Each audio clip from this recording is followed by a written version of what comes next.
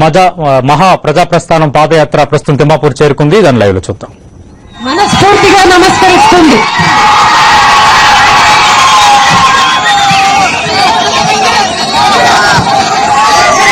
ఈరోజు అసలు అనంతపూర్ అంటేనే మన దేశంలో రాజస్థాన్ తర్వాత అతి తక్కువ వర్షం పడే ప్రాంతం అనంతపూర్ ప్రాంతం. రాష్ట్ర చరిత్రలో అనంతపూర్ ఎన్నో కరువులను ఎదుర్కొంది. కనుకనే రాజశేఖర రెడ్డి గారు జలయజ్ఞంలో ఈ ప్రాంతానికి ప్రత్యేకంగా మేలు చేయాలనుకున్నారు. ఎందుకంటే ఇక్కడ తాగునీరు సాగునీరు కనుక ఏర్పాటు చేయకపోతే, ప్రత్యేక శ్రద్ధతో ఏర్పాటు చేయలేకపోతే ఇక్కడ అసలు మనిషి అనేవాడు బ్రతకడానికే వీలుండదని,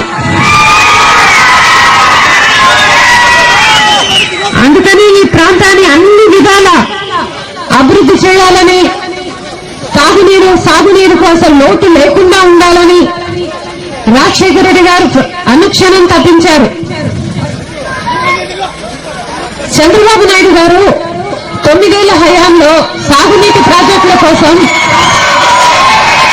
10,000 కోట్ల రూపాయలు కూడా ఖర్చు పెట్టలేకపోయారు. అదే రాజశేఖర రెడ్డి గారు 5 సంవత్సరాలలో 50,000 కోట్ల రూపాయలతో ప్రాజెక్టులు చేశారు. అది రాజశేఖర రెడ్డి గారికి ఉన్న దూరదృష్టి, అది ఆయనకు వ్యవసాయం మీద ఉన్న శ్రద్ధ. ఇక్కడ హంద్రీనివా ప్రాజెక్టు రావాలని ఎన్నో కలలు కన్నారు. 2 సార్లు శిలా పథకాలు వేసి హంద్రీనివా ప్రాజెక్టును గాలి కొదిలేసిన చంద్రబాబు నాయుడు ఆయన దిగిపోయాక రాజశేఖర రెడ్డి గారు అధికారంలోకి వచ్చాక 70% పనులు పూర్తి చేశారు. ఇక మిగిలింది 30% పనులే. ఆ 30% పనులు చేయడానికి ఈ ప్రభుత్వానికి 3 ఏళ్లు సరిపోలేదు. ఈ 3 ఏళ్లలో ఒక రాయి తీసి ఆ పక్క పెట్టిన పాపాన పోలేదు. అంత శ్రద్ధ ఉంది ఇప్పుడున్న ప్రభుత్వానికి.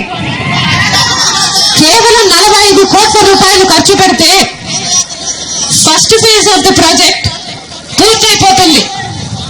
అది పూర్తయిపోతే ఈ జిల్లా వాసులు ఎంత బాగుంటారో నేను మీకు ప్రత్యేకంగా చెప్పాల్సింది లేదు. అంతేకాదు, పెన్నా బ్యాలెన్సింగ్ రిజర్వాయర్ కు 10 టీఎంసీల నీళ్లు తప్పకుండా ఇవ్వాలని రాజశేఖర రెడ్డి గారు ఉత్తర్వులు జారీ చేశారు. ఆయన ఉన్నప్పుడు 2 సార్లు ఇచ్చారు కూడా, 2 సంవత్సరాలు. మీ చెరువులకు నీళ్ళు వచ్చాయా లేదా? ఇప్పుడు కాదు, అప్పుడు రాజశేఖర రెడ్డి గారు ఉన్నప్పుడు మీ చెరువులకు నీళ్ళు వచ్చాయా లేదా? మరి ఇప్పుడు మీ చెరువుకు నీళ్ళు వస్తున్నాయా లేదా? రాజశేఖర రెడ్డి గారు తప్పకుండా నీళ్లు ఎన్సీఎంసీ నీళ్లు ఇవ్వాలని ఉత్తర్వులు జారీ చేసినా ఈ ప్రభుత్వం దాన్ని పట్టించుకోవడం లేదు. అందుకే ఈ రోజు మనకిన్ని కష్టాలు. కేవలం ఈ మండలంలో 1000 ఎకరాల చీనీ తోటలు ఇంకా అరటి తోటలు ఎండిపోయాయంట.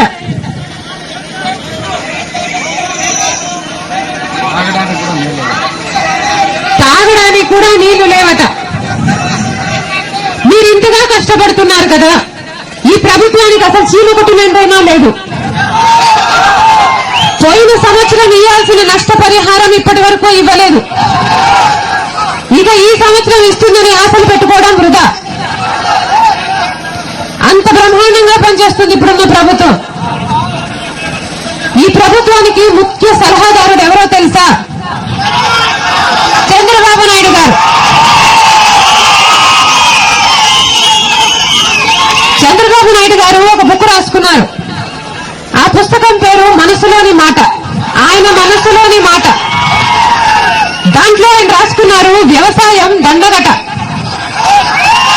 ప్రాజెక్టులు కట్టడం నష్టమట, ప్రజలకు ఏదైనా ఉచితంగా ఇస్తే వారు సోమరిపోతులు అవుతారట.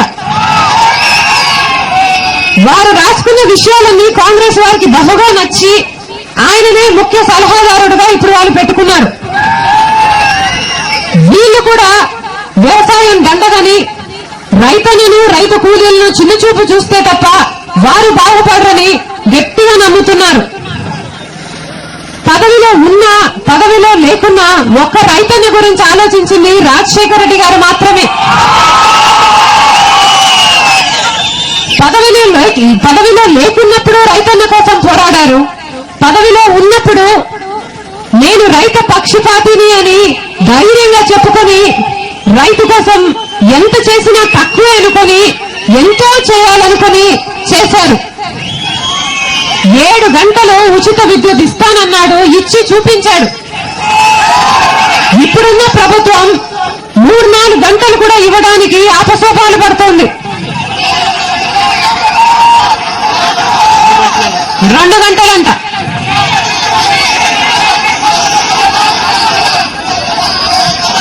అస్సలు కరెంట్ ఇవ్వడం లేదు. మన పొలాలకు నీళ్లు లాక్కుందామన్నా లేవు, తాగడానికి కూడా లేవు, పడుకోవడానికి కూడా లేవు. చదువుకుందామంటే కరెంట్ ఇవ్వరు, చదివించడానికి ఫీజు రీయింబర్స్మెంట్ ఇవ్వరు. రాజశేఖర రెడ్డి గారు ప్రతి ఇంట్లోనూ ఒక పెద్ద చదివిన వాడు ఉండే తప్ప ఆ పాపో ఆ బాబో ఆ కుటుంబం పైకి రాదని ఎంతో విశ్వసించారు. అందుకే ప్రతి కుటుంబంలో ఒక డాక్టరో, ఒక ఇంజనీరో, ఒక కలెక్టరో, లేకపోతే ఒక పెద్ద చదువులు చదువుకొని పెద్ద ఉద్యోగం చేయాలని, ప్రతి కుటుంబంలోనూ అలా చేయాలని కలలు కన్నారు. కానీ ఇప్పుడున్న ప్రభుత్వం కత్తర్లు పెడుతోంది. సుగమిస్తారంట, కాలిస్తారంట, ఇంకొంతమందికి అసలే ఇవ్వరంట. ఏమిటండి భిక్ష వేస్తున్నారా వీళ్ళు? కొంచెం కూడా మానవత్వం లేకుండా ప్రవర్తిస్తుంది ప్రభుత్వం. ఇంకొకటి, ఆరోగ్యశ్రీని తీసుకుంటే రాజశేఖర రెడ్డి గారు డాక్టర్ కనుక ఆరోగ్యం ఎంత మహాభాగ్యమో ఆయనకు తెలుసు కనుక పేదవాడు కూడా గొప్ప వైద్యం చేయించుకోవడానికి కార్పొరేట్ హాస్పిటల్ కు పోగలగాలి, అక్కడికి పోయి వైద్యం చేయించుకోగలగాలి అని గొప్ప ఉద్దేశంతో మొదలుపెట్టారు.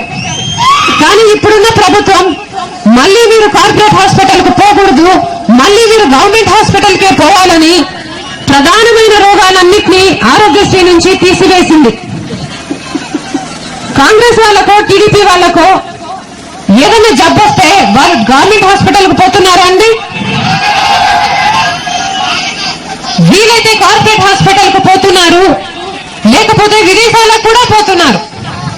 కానీ సామాన్యుడు మటుకు గవర్నమెంట్ హాస్పిటల్ కే పోవాలట. వారు పోరు, వారికి తెలుసు అక్కడ మందులుండవు, వైద్యులుండరు, సరైన ట్రీట్మెంట్ ఉండదు, ఓ ఇంజక్షన్ వేసుకున్నామన్నా వీలు కాదు.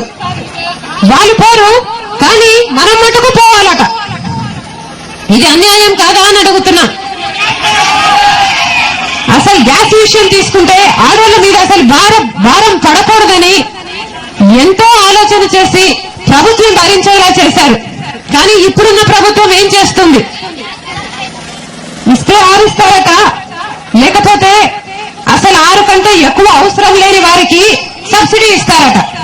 ఎందుకు? వారు తీసుకోరు కనుక. అంకెల గారడి అనే సబ్జెక్టు మీద ఎవరికైనా డాక్టరేట్ ఇవ్వగలము అంటే అది ప్రభుత్వానికే ఇవ్వచ్చు. అంత ఘోరంగా పనిచేస్తుంది ఈ ప్రభుత్వం.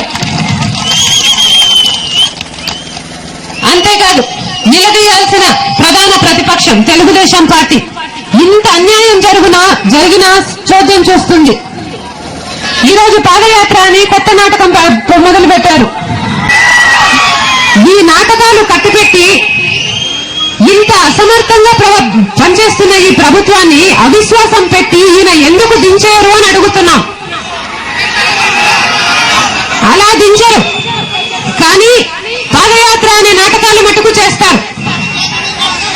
ఆయనకు కానీ ఆయన పార్టీకి కానీ బాబు గారు చేస్తున్న పాదయాత్ర కానీ ఏమాత్రం చిత్తశుద్ధున్నా అవిశ్వాసం పెట్టాలని డిమాండ్ చేస్తున్నాం.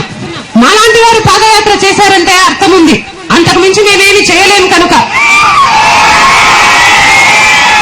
కానీ ఆయన గారి దగ్గర సంఖ్య ఉంది, ఎమ్మెల్యేలు ఉన్నారు. ఈ అసమర్థ దించేసే శక్తి ఉంది, కానీ దించేరట. ఈ కాంగ్రెస్ తెలుగుదేశం పార్టీలు కలిసి ఈ రోజు నీచమైన కుమ్మక్కు రాజకీయాలు చేస్తున్నాయి.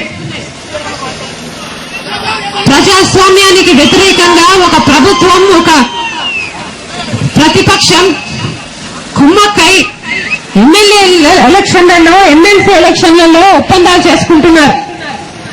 అంతేకాదు ఈ రాష్ట్రంలో రెండే పార్టీలు ఉండాలట. ఉంటే కాంగ్రెస్ ఉండాలట, లేకపోతే తెలుగుదేశం ఉండాలట. మూడో పార్టీని రానివ్వరంట.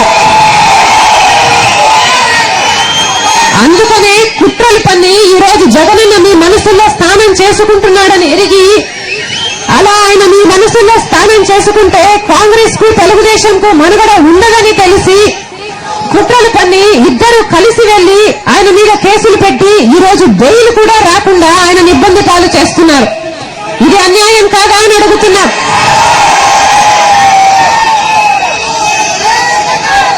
చంద్రబాబు నాయుడు గారి హయాంలో ఇంకొకటి మర్చిపోదామన్న వీల్లేని విషయం చెప్తా. చంద్రబాబు నాయుడు గారి హయాంలో 8 సంవత్సరాల అధికారంలో ఉంటే 8 సార్లు కరెంటు పెంచాడు, కరెంటు ఛార్జీలను పెంచాడు. కరెంటు ఛార్జీలు కట్టాలి అని రైతుల్ని ఒత్తిడి చేశారు. అప్పుడు రాజశేఖర రెడ్డి గారు నిరాహార దీక్ష కూడా చేశారు. ఆఖరి రోజున ఆందోళన జరిగింది. ఆందోళనలో పోలీస్ కాల్పుల్లో కొంతమంది ప్రాణాలు కోల్పోయారు. చంద్రబాబు నాయుడు గారు పరామర్శించడానికి వెళ్లారు. ఎవరిని అనుకున్నారు? చనిపోయిన వారిని కాదండి, వారిని కాల్చిన పోలీసు వాళ్ళని. అంతటి గనుడు బాబు గారు. కేసులు పెట్టి రైతుల మీద వాళ్ళని జైల్లో పెట్టి ఇంట్లో ఉన్న సామాన్లను కూడా ఎత్తుకపోయారు, మోటార్లు కూడా ఎత్తుకపోయారు. అవమానాలు తట్టుకోలేక, బకాయిలు కట్టలేక 4,000 మంది రైతులు ఆత్మహత్యలు చేసుకున్నారు. 10 100 కాదండి, 4,000 మంది రైతులు ఆత్మహత్య చేసుకున్నారు. ఈ పాపం బాబు గారిది కాదా అని అడుగుతున్నాం. ఈ కాంగ్రెస్ గాని, ఈ టీడీపీ గాని మంచి చేసే ఉద్దేశం లేదు. వారికి ప్రజల పట్ల ప్రేమ లేదు. కానీ జగనన్న మటుకు మీ ప్రతి సమస్యలో స్పందించాడు. నిరాహార దీక్షలంటూ, పాదయాత్రలంటూ ఎన్నో విషయాల మీద చేశాడు.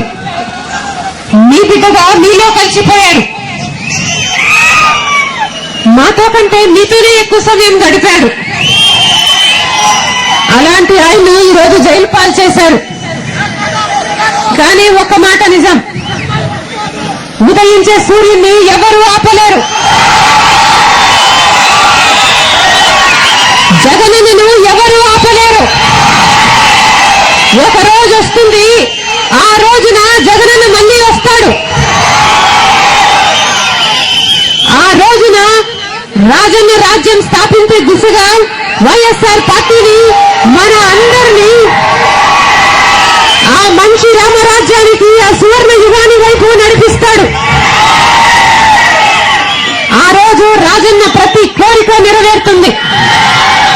1,00,00,000 ఎకరాలకు నీళ్లిస్తారు. మన రాష్ట్రంలో అసలు గుడి సగలిదే లేకుండా ప్రతి ఒక్కరికి సొంత ఇల్లు ఉంటుంది. అంతేకాదు, వ్యవసాయం మీద 60% మంది కంటే ఎక్కువ ప్రజలు ఈ రాష్ట్రంలో ఆధారపడి ఉన్నారు. అందుకని వ్యవసాయానికి ప్రత్యేక బడ్జెట్ కూడా ఏర్పాటు చేస్తానన్నాడు. దాంట్లో 3,000 కోట్ల రూపాయలు కేవలం ఏ రైతు తను పండించిన పంటకు నష్టం కలగకుండా కొనుక్కునే విధంగా స్టెబిలైజేషన్ ఫండ్ అని ఒకటి అదే పనిగా పెడతామన్నారు. రైతులకు, మహిళలకు రుణాలు లేని, వడ్డీ లేని రుణాలు ఇస్తామన్నారు. అంతేకాదు, మన మహిళలు వాళ్ళ పిల్లలను చదివించుకోవడానికి, వాళ్ళను ప్రోత్సహించడానికి 2 పిల్లలకు గాను నెలకు 500 ఆ అమ్మ అకౌంట్ లో నేరుగా పడుతుంది. అది 10వ తరగతి వరకు. 700, డిగ్రీకైతే 1000 రూపాయలు నెలకు అమ్మ అకౌంట్లోనే పడుతుంది. ఆ పై చదువులకు ఫీజు రీయింబర్స్మెంట్ ఉండనే ఉంది. మన వృద్ధులకు, మన వితంతువులకు 700 పెన్షన్ అవుతుంది. మన వికలాంగులకు 1000 రూపాయలు పెన్షన్ అవుతుంది. ఇవన్నీ సాధ్యమయ్యే రోజు త్వరలో ఉంది. జగనన్న వస్తాడు, రాజన్న రాజ్యాన్ని స్థాపిస్తాడు. మీరందరూ జగనన్నను ఆశీర్వదించాలని, వైఎస్ఆర్ పార్టీని బలపరచాలని, జగనన్న పట్ల వీళ్ళు చేస్తున్న ఈ కుట్ర రాజకీయాలు, కుమ్మక్కు రాజకీయాలకు నిరసనగా నాతో పాటు ఈ నల్ల బ్యాడ్జ్ పెట్టుకొని నాతో కదం తొక్కాలని నా ప్రార్థన. చేరి వచ్చిన మీ అందరికీ, మమ్మల్ని చూడ్డానికి, మాతో పాటు అడుగేయడానికి వచ్చిన మీ అందరికీ శిరస్సు వంచి మనస్ఫూర్తిగా నమస్కరిస్తున్నాం. మనమందరం చేయి కలుపుదాం, ఒకటవుదాం.